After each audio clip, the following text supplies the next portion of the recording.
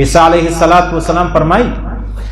وایي د پیغمبر علیه السلام د امت پر ژبه باندې الله یوه کلمه جاري کړې ده چې د دې کمال په هغه کې دی چې هغه لا اله الا الله دی.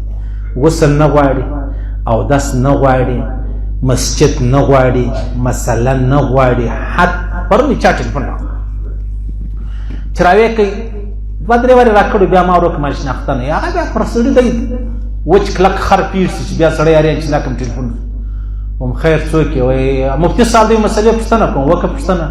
په دا موبایل کې سړی قرآن شریف وایي څنګه دی هم پروا نه لري وایانو خو ډېر ملایان دا وایي هلکه چې ډېر ملایان وایي نو بس ټیک د نو ملایان په قول خو وکړه ورنه ورمزه یو ښځې ټلیفون راوکوي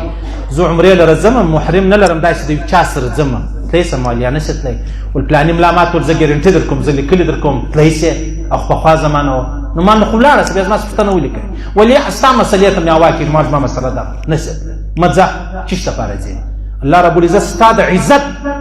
ته بې عزته نه سې دا سفر دې غټ دی ته وایه زه ځم نو ویان ملایان ویلی چې دا نه ویل کېږي په دې کې ما ویلې ته خبره واوره په دغه ژبه چې ما او تا ښکنځا هم کوو غیبت هم کوو بهتان هم وایو دروغ هم وایو ول ووایي ما چې بیا کلمه په ووایه څنګه دې صحیح کېږي وایي و ما نه ولې صحیح کېږي وایي موبایل کې دوی ول فلمان هم ګورې کوي قرآن شریف هم وایي نو ما په دغه ژبه ښکنځا وي غیبت هم کوې بیا یې بند کړه موبایل دې بند